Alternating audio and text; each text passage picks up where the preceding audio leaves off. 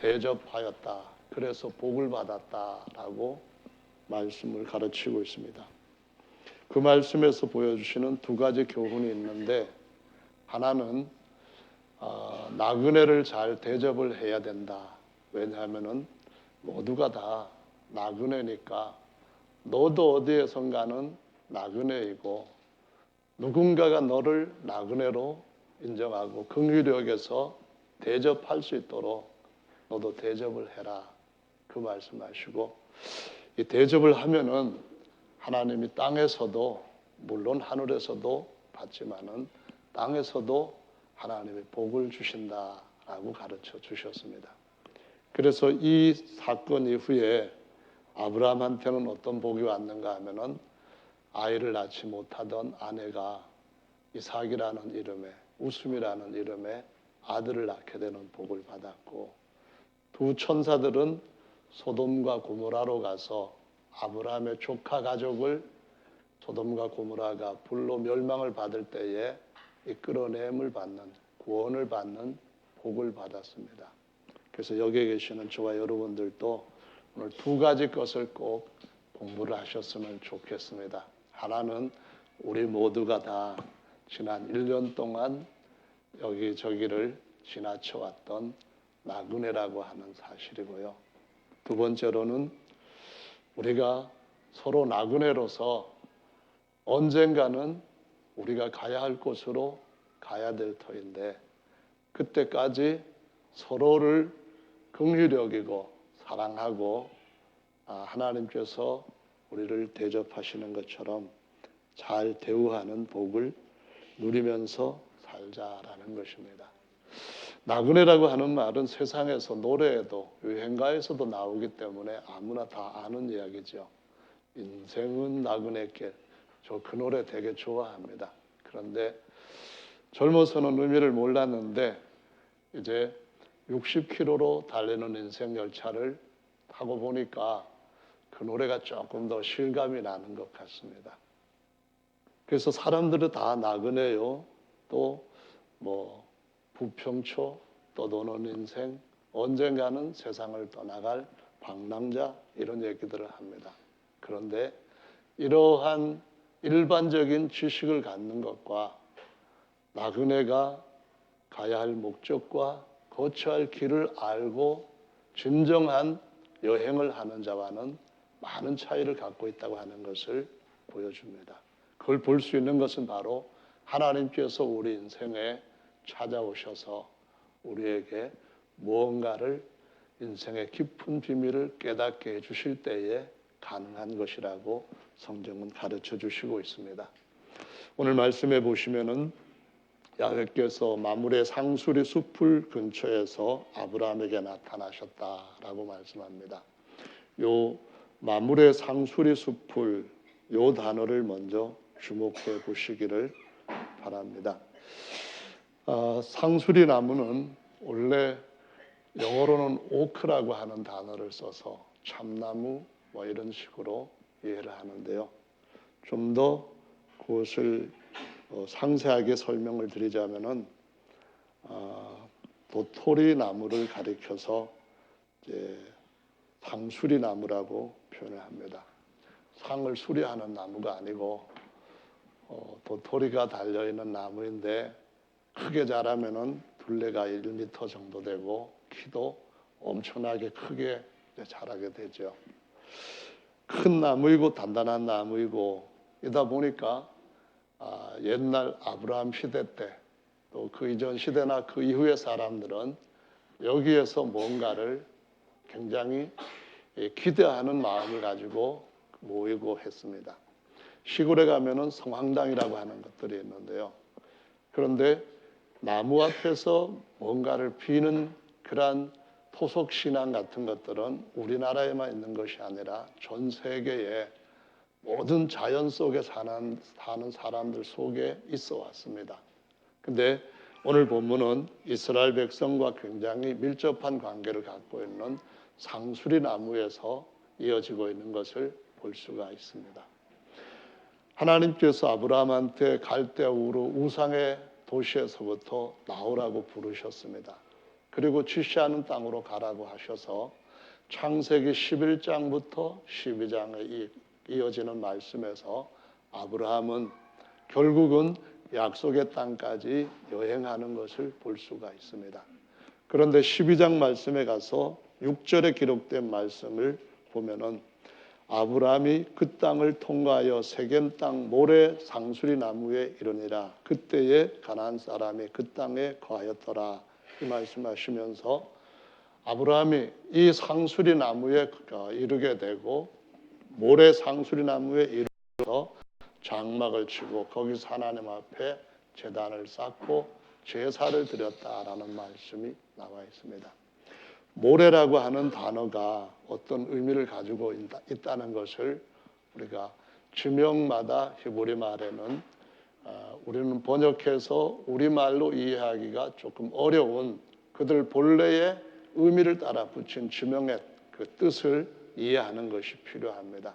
그래서 이 모래라고 하는 말은 어떤 의미인가 하면은 뭔가 지시를 얻는, 그래서 신으로부터 뭔가 가르침을 받는 그런 뜻을 갖고 있습니다. 그래서 이 모래라고 하는 단어와 선생이라고 하는 단어가 같은 어근에서 나온 말입니다. 뭔가를 깨닫게 해준다 해서 신탁의 나무라고도 번역을 하고 있습니다. 나중에 보면 이스라엘 백성들이 이 상수리 나무 밑에다가 온갖 우상 숭배를 하는 그러한 범죄들도 이어가는 걸 볼 수가 있는데요.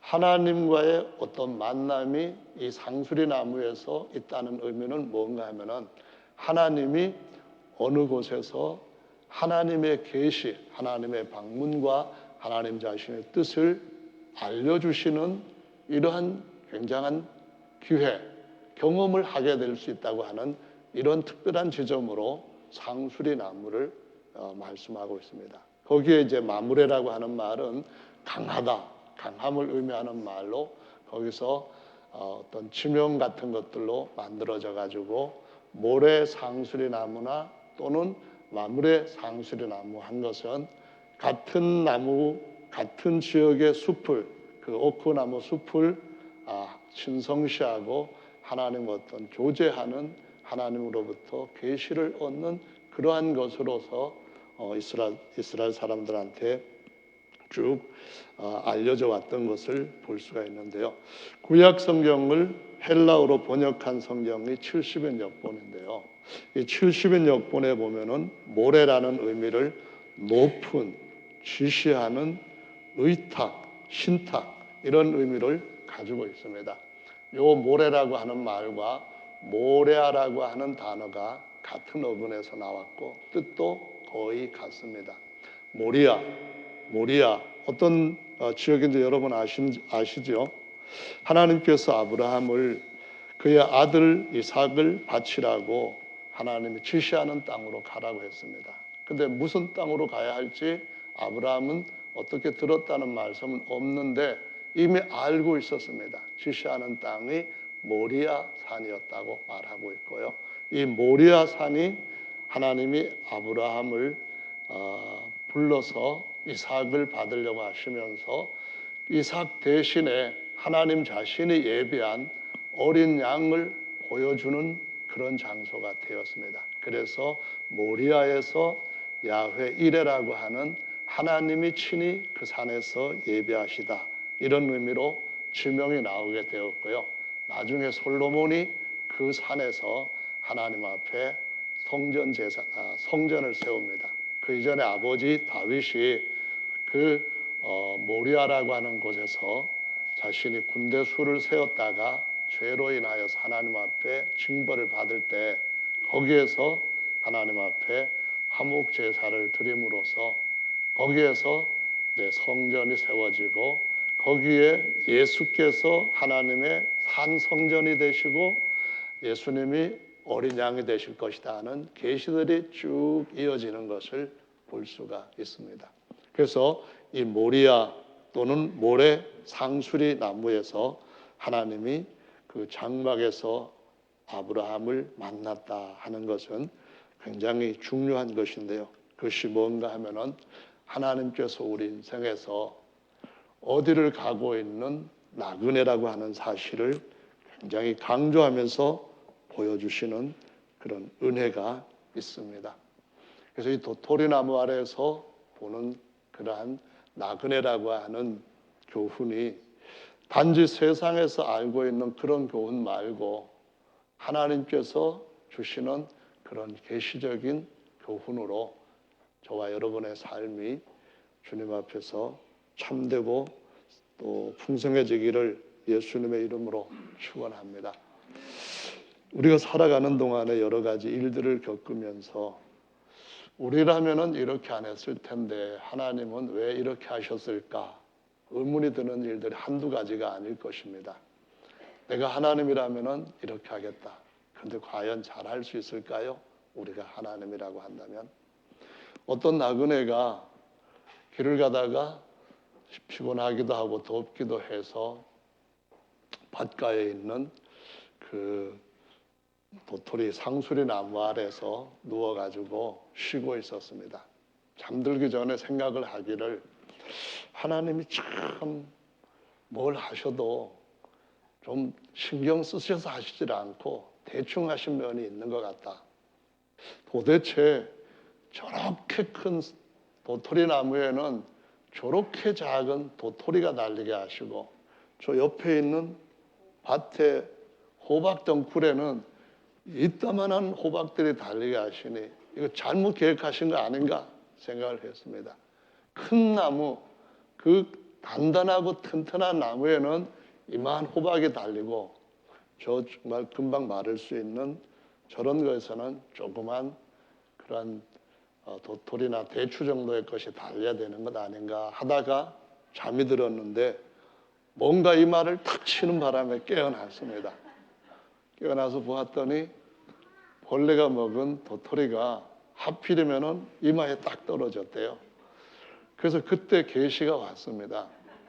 무슨 계시가 왔는가 하면은 만약에 호박만한 도토리를 주렁주렁 달아놨다가 저거 하나가 내 이마통에 떨어졌더라고 한다면은 나는 즉시 생각도 없이 갔을 텐데 이런 깨달음을 주시려고 도토리 나무에 조그마한 도토리를 달아 놓으셨구나 이렇게 생각하고 감사했답니다.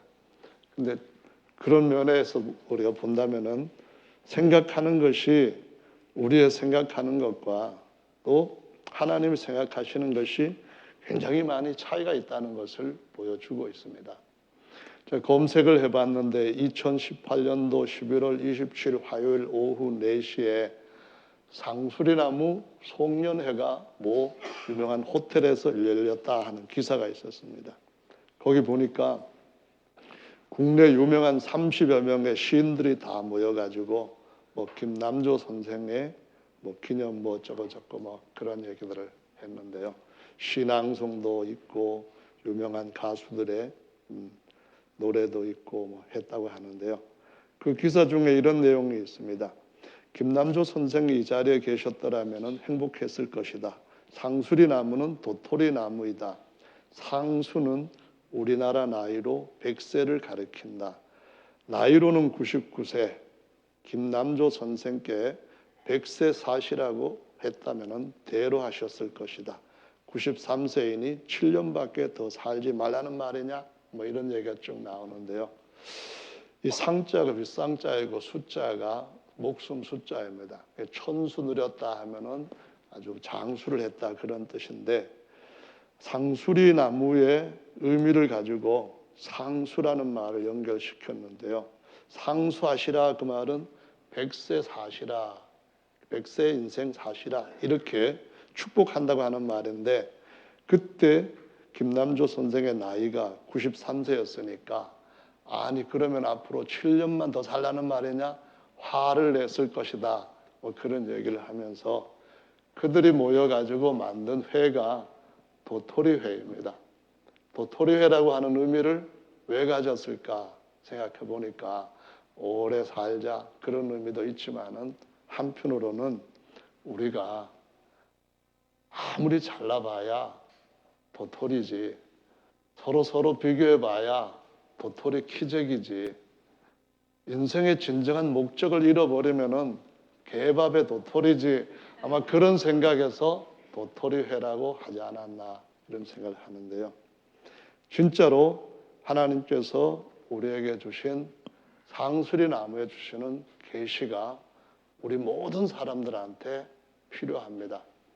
우리 인생은 강건하면은 시편 90편에 80이라고 말하지만 마치 날아가는 것처럼 쏜살같이 지나간다고 말씀하시고 있습니다. 우리 인생이 목적 없이 사는 것은 어쩌면은 잠깐의 성공을 했을지 모르지만 그 모든 것들을 다 잃어버리고 마지막은 후회만 가득 안고 어디론가 목적지도 모르는 그곳으로 돌아가는 인생이 될 수 있다는 것을 가르쳐 주시고 있습니다. 그래서 하나님께서 저와 여러분에게 아브라함의 삶을 통해서 아브라함과 그의 아들, 그의 손자 이삭, 야곱의 삶을 통해서 창세기 12장부터 22장 말씀까지는 굉장히 중요한 교훈을 더해주시고 있습니다. 우리는 거기에서 바로 하나님께서 주시는 계시의 나무에서 받는 하나님의 은혜를 얻을 필요가 있는 줄로 믿으시기를 바랍니다. 나그네라는 인생은 옛날부터 많은 사람들이 다 시에서도 노래에서도 다 읊지러 왔던 것들입니다. 방랑신으로 알려져 있는 김삿갓, 이 양반이 어느 날 아주 큰 고택에 찾아가서 문을 두드렸답니다. 주인 계십니까? 주인 계십니까? 물었더니 주인이 안에서 나왔답니다. 나그네인데 잘 곳이 없어서 오늘은 이 댁에서 하룻밤 묵고가면 좋겠는데 허락해 주시겠습니까? 그랬더니 하는 말이 이 집은 16대를 이어온 아주 전통 있는 유명한 집입니다. 여기에서는 그냥 지나가는 나그네들을 재워주는 곳이 아닙니다. 저 앞에 가면은 요관이 있으니까 거기 가서 한번 자도록 해보시죠 하고 들어가려고 하는 겁니다. 그래서 딱 붙잡고 잠깐만요. 16대라고 한다면은 그런 대대로 이 집에서 그분들이 살아오셨다는 겁니까? 그랬더니 그럼요. 당연히 여기서 사셨죠. 그런 집입니다. 그래서 그럼 그분들이 다 지금 여기에 계십니까?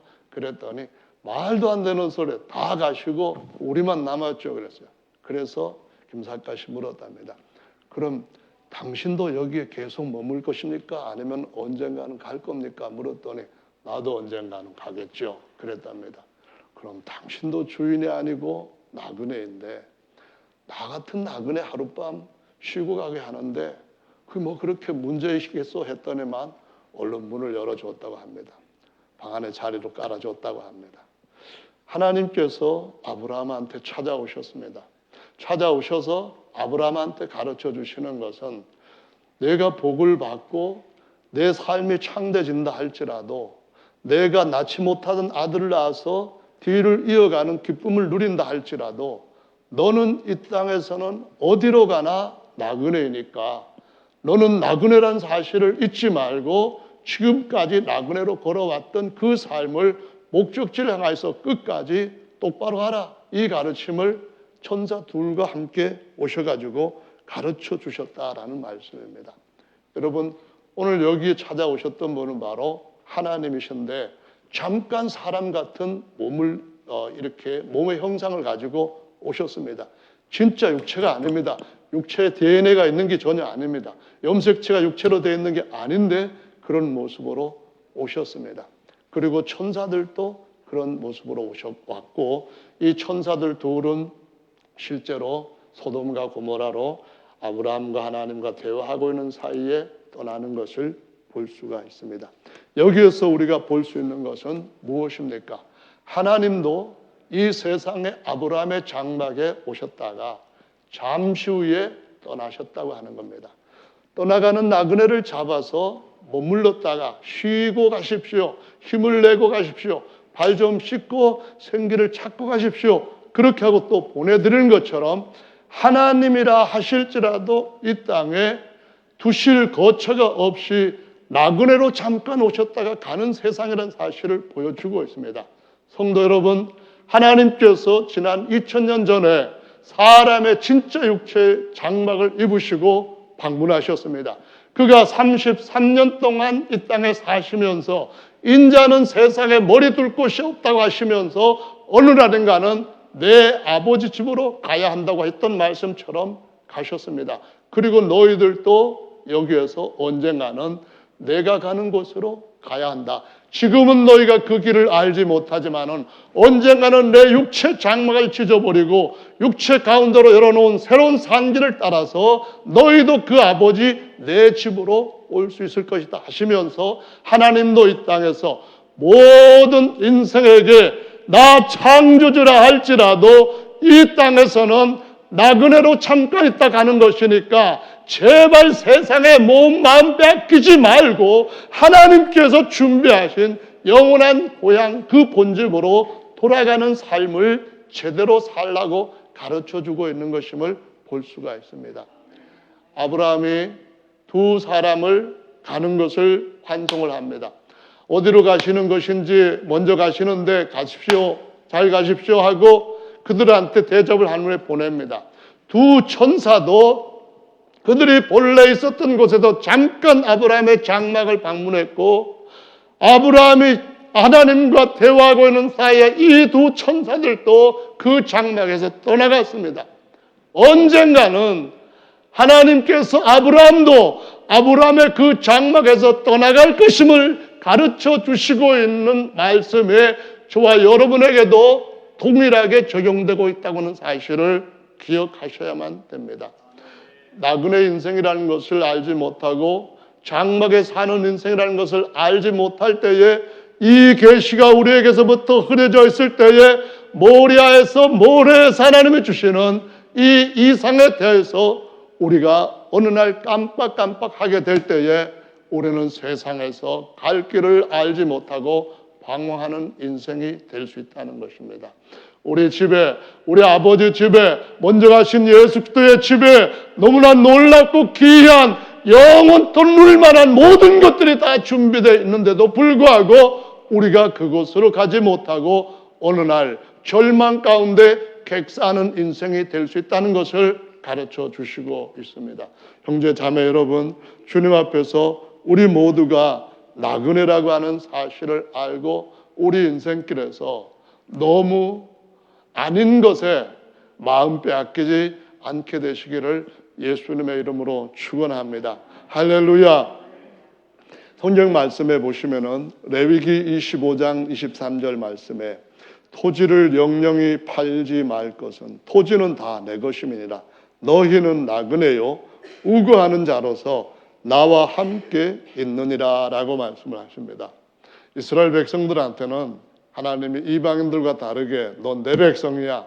이방인들은 이제 내가 관리 안 해. 저들 마음대로 살다가 저들 마음대로 끝날 거야. 그러시고는 그 선민들한테 하신 말씀이 토지를 영원토록 매매하지 말라 말씀합니다. 어느 땐가는 옆에 있는 친족이 그걸 다시 팔았다 할지라도 대사는 구속을 해라 이 명령을 모세를 통하여서 자기 백성에게 주십니다. 왜 그와 같은 일을 하셨죠? 그와 같은 일을 하신 목적은 모든 인생들은 잠깐 땅을 밟고 지나가는 나그네이기 때문에 그 누구도 영원히 이 땅의 소유자가 될 수 없다고 하는 사실을 상기시킨 것입니다. 우리가 아무리 비싼 땅에 집을 짓고 화롭게 산다 할지라도 언젠가는 그 집에서부터 떠나가야 할 인생이라는 사실을 보여주고 있습니다. 한 100년 전쯤에 어떤 사람이 그런 일을 했습니다. 유명한 그 히브리 사람 랍비를 찾아가지고 같이 그 집에서 하루를 묵게 되었는데요. 그 랍비 이름이 아주 유명한 사람이었는데 이 랍비한테 호페츠케임이라고 하는 랍비한테 그 집에 가서 여러 가지 좋은 이야기를 듣기 위해 가지고 같이 일부러 찾아갔던 사람인데요. 집을 둘러보았더니만 집에는 책들하고 한 개 테이블, 벤치 뭐 이 정도의 아주 단순한 방 한 개가 전부였던 것을 보고 너무 의아스러워서 물었답니다. 선생님의 가구는 다 어디 있습니까? 물었더니 질문을 다시 하십니다. 아니, 당신의 가구는 어디 있습니까? 그랬을 때 이 미국인 여행자가 저는 여행하는 사람이니까 가구를 제가 갖고 올 리가 없죠. 저는 가구 없고 그냥 가방 몇 개 들고 왔습니다. 아시잖아 그랬더니 나도 나그네인데 나도 이 정도만 있으면은 여행하는데 필요한 만큼 족한데 당신은 하나 뭐가 다릅니까? 이 대답을 듣고 사람이 미국으로 돌아가가지고 인생을 완전히 새롭게 바뀌었다는 일화가 있습니다. 여러분, 우리가 주님 앞에 살아가는 동안에 나그네로 살아갈 때에 하나님께 주신 은혜에 그 분량이 어떠하든지 간에 주님께서 나를 치고 가게 할 건지 술에 싣고 가게 할 것인지 그것과 상관없이 내게 주신 은혜가 내게 족하다고 하는 자족하는 마음, 지족의 마음, 그러니까 족함을 아는 마음을 갖고 살아가는 것이 정말로 필요합니다. 옮기지도 못할 무거운 짐을 지고 결국은 중간에서 쓰러져서 객사하는 인생이 아니라 아버지 집으로 살아서 돌아가는 하나님 앞에 은혜 받은 성공한 삶을 저와 여러분 모두가 살게 되기를 예수님의 이름으로 축원합니다. 여러분도 잘 아시는 분이죠. 스티브 잡스인가요? 이 양반이 애플을 창업을 했습니다. 근데 얼마 후에 매킨토시라든가 뭐 이런 것들을 통해서 그 애플 그 핸드폰 같은 것도 나오고 아주 유명한 사람이잖아요. 결국 애플 회사에서 갈등을 빚고 거기서 쫓겨나게 되었습니다. 거의 쫓겨나다시피 했는데 넥스트 스텝이라고 하는 회사를 다시 시작을 하게 되고 애플이 거의 망하게 되었을 때에 같이 이제 합병을 해가지고 다시 애플의 최고의 CEO가 되었습니다. 이 사람 유명한 일화 중에 하나는 1년 연봉이 1억 달러? 맞습니까? 연봉이 1억 달러가 아니고 1달러를 받는 사람이었습니다. 1년에 고작 14달러를 받는 사람이었습니다. 그런데 이 사람 나이 56세에 죽음을 맞이하게 됩니다. 2011년 10월 달입니다. 8년 2달 전에 그는 이 세상에서부터 떠나게 되었습니다. 재산 약 83억 달러를 남긴 채 세상을 떠났습니다. 1년에 1달러 받는 그것만 보면은 정말 비참한 인생이겠죠. 그러나 그 재산을 보면은 어마어마하죠.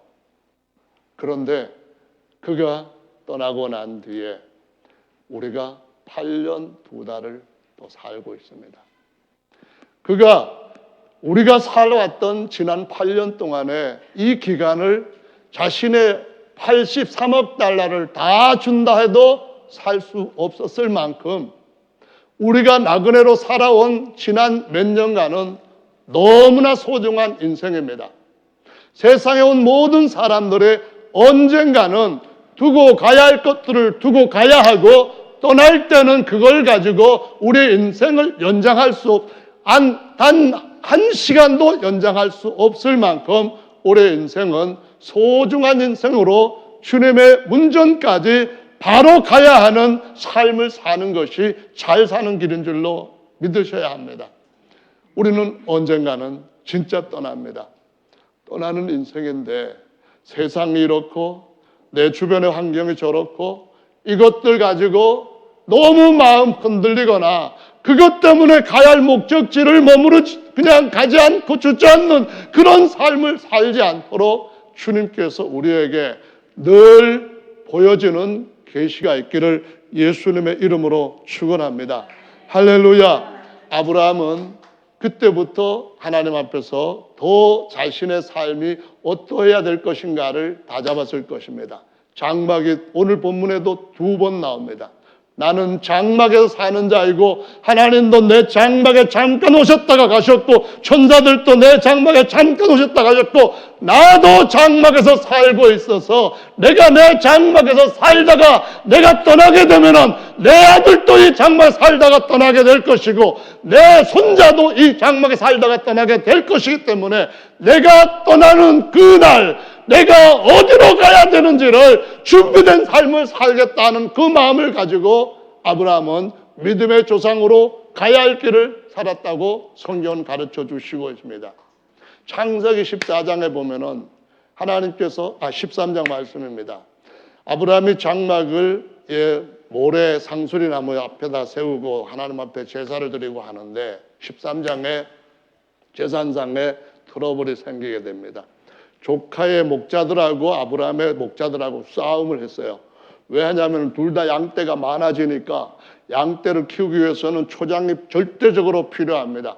절대적으로 초장이 좋아야만 양떼가 점점점 번성하고 재산이 늘어갈 수가 있는 겁니다. 그래서 어디에다가 장목을 쳐야 되나 하는 문제는 이들한테는 실제적으로 굉장히 중요한 생존에 관한 문제였습니다.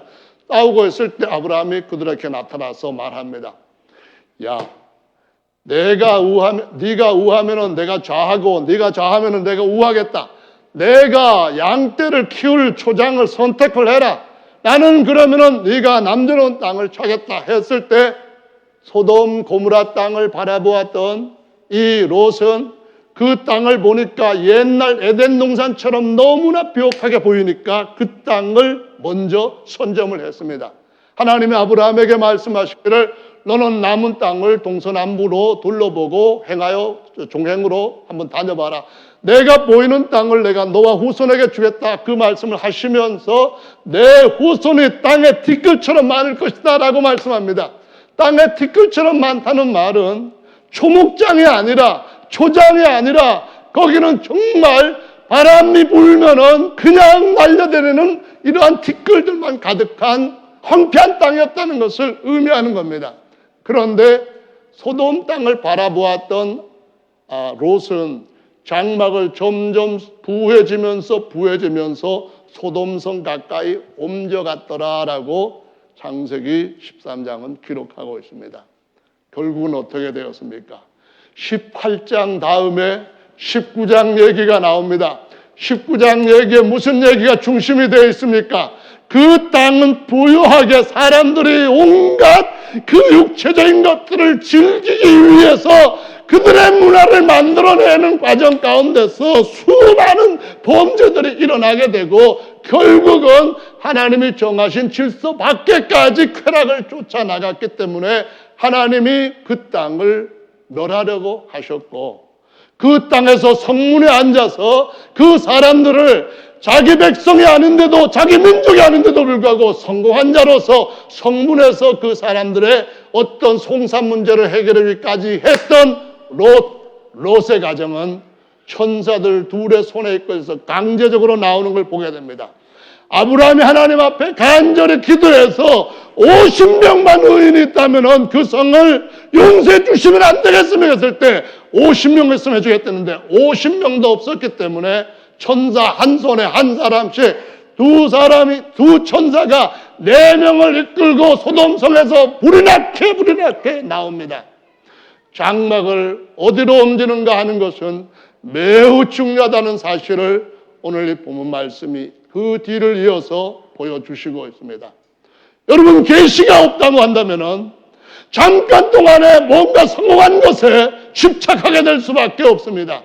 그것으로 기뻐하고 그것으로 슬퍼하고 그것 때문에 방방 뛰다가 그것이 없어지면 불이 죽고 입에는 원망과 불평이 나오고 시름이 나올 수밖에 없고 한숨 터질 수밖에 없게 됩니다. 그러나 계시가 있다고 한다면 우리는 그 모든 여정에서 하나님이 도우시는 복을 받을 수가 있습니다. 하나님이 우리의 삶을 끝내 승리케 하시는 은혜와 복을 받을 수 있게 되는 줄로 믿으시길 바랍니다. 가나안 땅은 그 이후에도 티끌과 온갖 황무지와 같은 땅이었는데도 불구하고 하나님께서 비옥한 땅, 뷰라와 헵시바 같이 된 땅으로 바꾸어 주시는 놀라운 역사를 이룬다고 약속하신 것을 볼 수가 있습니다. 성도 여러분, 그리고 15장에서 하나님이 하늘의 별 같은 내 후손들을 만들 것이라고 약속하신 대로 그 약속을 지금도 놀랍게 이루고 계시는 줄로 믿습니다. 아브라함은 자기가 장막에 살아야 된다는 사실을 알았습니다. 히브리서 11장의 말씀에 보면은 에녹도 하나님과 동행을 했더니 아니 어디까지 하나님이 가시는가 하고 계속 쫄쫄쫄쫄 따라갔더니 하나님 가시는 대로 나도 가고 하나님 가시는 끝까지 나도 가겠다 해서 갔더니 땅에 있지 않고 세상에 있지 아니하고 하나님께서 하늘로 데려가셨더라라고 말씀합니다. 성도 여러분, 옛날에 룻이라고 하는 여인이 있었습니다. 모압 여인이었는데 이방인으로 유대인 사람들한테는 짐승처럼 취급받는 여자였습니다. 그럼에도 불구하고 시어머니께서 가시는 곳에 나도 가고 시어머니께서 머무는데 나도 머물고 시어머니께 하는 대로 저도 똑같이 가겠습니다 했을 때에 이 놀라운 여인이 하나님 앞에 예수 그리스도의 족보에 올라가는 데까지 들어간 것을 볼 수가 있습니다. 그래서 그가 보아스를 남편으로 맞이하게 되고 이새를 낳고 다윗을 낳고 다윗의 후손으로 예수 그리스도께서 탄생하시는 이 엄청난 여인의 삶으로 우리에게 우리에게 공유케 하시고 교훈하고 있다는 사실을 보여주고 있습니다. 하나님과 동행하는 삶은 정말 중요한 삶입니다. 왜 동행을 해야 되죠? 나그네이기 때문입니다. 나그네라면 어디까지 가야 되죠? 하나님이 가시는 데까지 가야 되는 줄로 믿으시기를 바랍니다. 히브리서 11장에 이어지는 말씀 보면 아브라함이 아들 이삭과 손자 야곱과 더불어서 장막에 거하였다고 말하면서 그 많은 성공들을 개의치 않고 주변 사람들한테 말하기를 저는 외국인이에요. 저는 나그네예요. 돌아가야 할 본향이 있어요. 계속 입버릇처럼 그 말을 했다고 합니다. 당신 그러면 얼른 돌아가시지. 지금 이렇게 성공했는데 이거 다 팔면은 거부로 집에 들어갈 수 있는데 왜 안 갑니까? 그랬을 때 내가 돌아가야 할 본향은 그곳이라면은 어느 때든지 갈 수 있지만은 내가 가야 할 본향은 하나님께서 나를 끝까지 나를 끝까지 거기까지 갈 것이라고 갑니다. 거기까지 간다고 했을 때에 거기가 어디였습니까? 모리아산에 아들까지 하나님 앞에 제물로 바치는 그곳이었습니다. 형제 자매 여러분, 그곳에서 예수께서 오셔서 육체의 장막을 벗으시고 하나님의 신령한 장막을 입으셨다는 사실을 깨달으시기를 예수님의 이름으로 축원합니다. 우리 모두가 다 육체에 담을 만큼만 담고 가면은 족한 줄로 아시기 바랍니다. 가장 분명하게 반드시 담아야 될 것은 예수 그대로 충만하게 담아야 되는 줄로 믿으시길 바랍니다. 저와 여러분들은 주님 앞에서 주님을 바라보는 것이 최고의 지식이라고 하는 최고의 지혜라는 생각들을 놓치지 않으면 좋겠습니다. 얼마만큼 성공할 때 사람들의 마음은 바뀝니다. 점점 더 우리의 장막은 하나님의 집과 멀어질 수가 있습니다. 그런데 믿음의 조상 아브라함은 하늘에 하나님이 지으시고 격려하는 도성인 예루살렘 성이 있기 때문에 그 성을 바라보고 나아갔고 하나님도 저들의 하나님이신 것을 기뻐하시면서 자랑하시면서 그들을 위하여 한 성을 예배하셨느니라 라고 말씀하십니다. 하나님을 위하여 영원한 도성을 예배하셨습니다. 계시록 21장의 말씀에 보니까 힘들게 여행했던 자들에게도 더 많은 은혜와 복을, 고난과 역경 가운데 지내왔던 나그네에게도 그것들을 다 잊어버릴 만큼 충분한 보상의 성을 준비해 놓고 계신다고 말씀하십니다. 여러분, 가다가 어디 다른 데 마음 빼앗기지 말고 가다가 다른 어떤 것들로서 그 무거운 짐에 짓눌리지 마시고 부의 짐, 근심의 짐 다 주께 내려놓고 빈 마음으로 가볍게 주님 앞에 필요한 만큼 은혜 받은 만큼으로 주님을 향하여 가는 저와 여러분들 되시기를 예수님의 이름으로 축원합니다. 베드로에게 주님이 주신 말씀은 이것이었습니다. 외모로 사람을 보지 말고 각 사람의 행위대로 판단하시는 자를 너희가 아버지라 불렀은즉 너희의 나그네로 있을 때 두려움으로 지내라 라고 말씀합니다. 외모로 사람을 판단하지 말고 각 사람의 행위대로 판단하시고 보상하시는 분을 아버지라고 여러분이 부르게 되었으니 나그네로 있는 동안에 여러분의 삶을 두려움으로 지내라고 말씀합니다. 잘났습니까? 그 잘난 것 가지고 우리에게 또 지나는 어느 순간에 단 5분이라도 연장시킬 수 있는 그만한 값을 갖게 되는 것이라고 생각합니까? 아무것도 그날에는 거기에 쓸모가 없는 것으로 판단될 것입니다. 오직 필요한 것은 우리가 하나님 앞에 어떻게 했느냐에 따라서 보상하시는 그분을 우리가 아버지라고 부르기 때문에 그분이 다 온전하게 돌려주시는 때가 올 줄로 믿으시기 바랍니다. 할렐루야. 터키 사람들은 어려움을 당하는 사람한테 가서 이렇게 위로를 한다고 합니다. 정말 힘들겠지만은 곧 지나가게 되기를 바랍니다. 이것도 곧 지나가게 되기를 바랍니다. 솔로몬이 어떤 장인한테 가장 유명한 문구를 인장반지에 새겨주시오 했다고 하는데 이 또한 지나가리라 그랬다고 하는데요. 우리 인생도 우리에게 엮여있는 모든 환경도 어느 날엔간 지나갑니다. 그리고 영원히 회전하는 그림자도 없는 하나님 아버지 앞에 이르게 될 것이고 하나님과 영원히 하나가 될 때가 올 줄로 믿으시기를 바랍니다. 지구의 태양계 안에서는 모든 별들이 태양을 중심으로 돕니다. 우리의 시민권은 하늘에 있기 때문에 우리는 하나님 중심으로 우리의 삶을 살아가야 되는 줄로 믿으시기 바랍니다. 씨 뿌려야 할 때는 씨를 뿌리고 자라게 해야 할 때는 자라게 하고 비바람을 맞을 때는 비바람을 맞으면서 가을이 올 때 안식이 올 때에 하나님 중심으로 살았던 사람들은 영원히 회전하는 그림자도 없는 하나님으로부터 최고의 선물들을 유업으로 받게 될 줄로 믿으시기를 바랍니다. 빨리 가는 인생입니다. 언젠가는 다 지나가고 우리도 지나갈 것입니다. 그 중에서 가장 소중한 것은 내가 주님과 마음이 맞게 같이 가는 것입니다. 주님이 같이 가신다면 우리의 삶 속에 어떠한 일이 일어난다 할지라도 그분이 책임져 주실 것입니다. 어린아이를 인도하고 보호하는 이는 어린아이의 아버지이지 아버지가 어린아이를 그냥 버려두고 도망치는 일은 사실상은 없습니다. 하나님 아버지는 지금도 저와 여러분과 함께 하심을 믿습니다. 우리의 시민권은 하늘에 있는지라 빌립보서 3장 20절입니다. 우리는 거기에 계 속에 있습니다. 예수 계 속에 있고 하나님 계 안에 있습니다. 궤도를 이탈하지 않고 계속간다면 그가 다시 돌아오시는 날이 있습니다. 태양의 원점으로 돌아오는 그날이 있는 것처럼 가셨던 그분이 다시 돌아오는 그 시점이 있습니다. 그날에 우리의 낮은 몸을 자기의 영광의 몸의 형체와 같이 변케 해 주실 것이라고 말씀하십니다. 어떻게 해요? 장막이 영원히 하나님의 영화로운 몸으로 형상을 입게 되는 그날을 맞이하게 될 것입니다. 그런 은혜와 복이 여러분 모두에게 충만하게 완벽하게 이루어지기를 예수님의 이름으로 축원합니다. 다 같이 잠시 동안 기도하겠습니다.